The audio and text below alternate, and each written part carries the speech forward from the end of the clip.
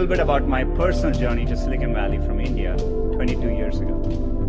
Growing up in India, like many of you, I got my first telephone when I was 12. In my case, it turned out to be a rotary phone, so it wasn't that great for selfies, but I still loved to call my friends, play with it, and sometimes take it apart. That telephone cemented my fascination with technology. I remember in my parents' house in Chennai, reading about the invention of the transistor at Bell Labs. Of course, that initial invention helped found what became known as Silicon Valley, and out of that came companies like Fairchild Semiconductor and Intel, and all the computers and software that we all use today. You can draw a direct line from that invention to the technology that powers your Twitter feed or your WeChat messages today. I remember reading about that and thinking, it's the idea that matters. It didn't matter where you come from or what your background is. One revolutionary idea, one brilliant invention can unleash other entrepreneurs to revolutionize industries in ways you could never predict. The people who build the transistor in many ways enable the entrepreneurs who are using incredible processing power to analyze data and diagnose cancer. In the same way, the invention of smartphones and GPS has enabled other companies to build apps that revolutionize the way we travel around cities. That's why I came here. I had a deep desire to be part of this exchange of ideas, this community of entrepreneurs. And coming to the global hub where this was all happening, at Stanford, I felt welcomed and embraced. People didn't care where I came from, only my ideas and hard work mattered. I'm not alone. The Valley attracts people from all over the world. That is why you're here. I'm excited that over 700 entrepreneurs from over 170 countries are joining us here today. The possibility that anyone with the right idea at the right time can have an impact on others that is no longer limited to a single place. It's possible everywhere. What we are seeing now is an unprecedented global opportunity.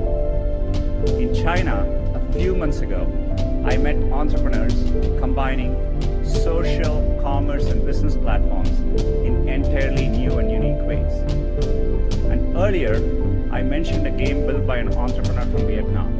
When I was last in Vietnam, I met him. His name is Dong Nguyen, and he created Flappy Bird. He was a developer from Hanoi who wanted to create simple games, non-violent games, that reminded him of why he fell in love with gaming in the first place. And it quickly became one of the world's most downloaded games for Android and iPhones. Great ideas in technology no longer come from just Silicon Valley. They can and do come from anywhere. And now they can quickly reach scale. I see hubs growing all over the world. Germany, Brazil, UK, Israel, China.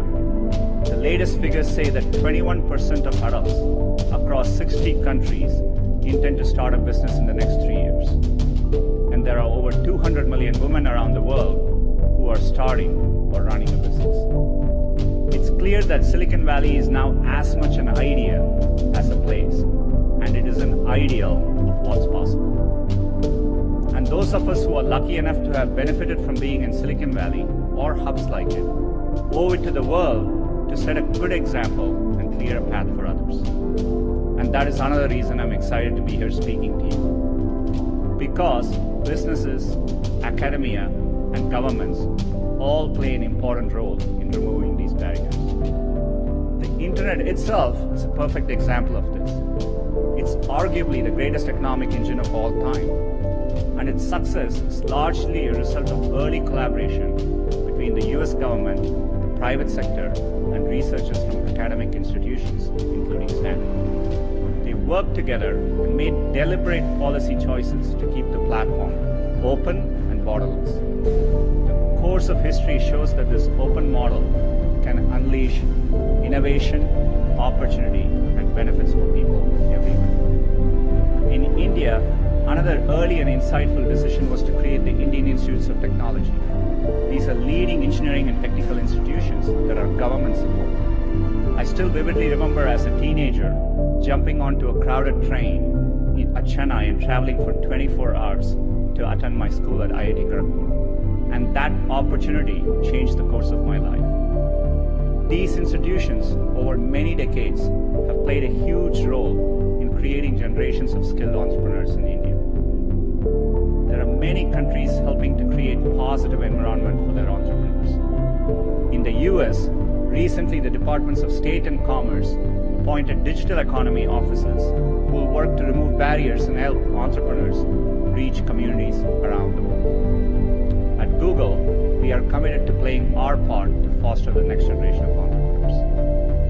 Our Google for Entrepreneurs team has established a number of campuses. These provide space for entrepreneurs to build and work together in major tech hubs to take their ideas and go global. We have opened campuses in London, Madrid, Sao Paulo, Seoul, Tel Aviv, and we look forward to reaching new cities in the future and perhaps welcoming some of you to grow.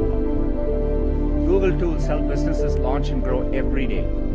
More than 30 million small businesses globally rely on at least one Google product to find customers, to grow, and to be productive. Training. We are also committed to train 5.5 million people on digital skills, investing over $140 million during the past year. In the next year, we aim to provide free digital skills training to 1 million young people in Africa. I know how much hard work it takes to pursue your dream of building a business. The long hours, time away from family, the rejection, the ideas you know are brilliant that just don't seem to catch on. There is a great quote from Thomas Edison that does the best job of defining what it's like to be an entrepreneur. I have not failed, I have just found 10,000 ways that don't work.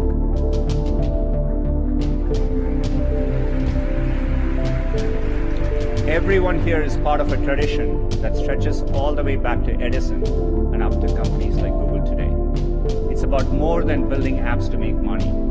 It's about transforming industries, creating millions of jobs, curing diseases, fighting global warming, and making our schools richer environments for our children. So I hope you enjoy your time here in Silicon Valley, and I hope you find this summit invigorating, and that when you get home, it encourages you to continue building. We're all looking to you, the world is counting on you, and we can't wait to see what you build next.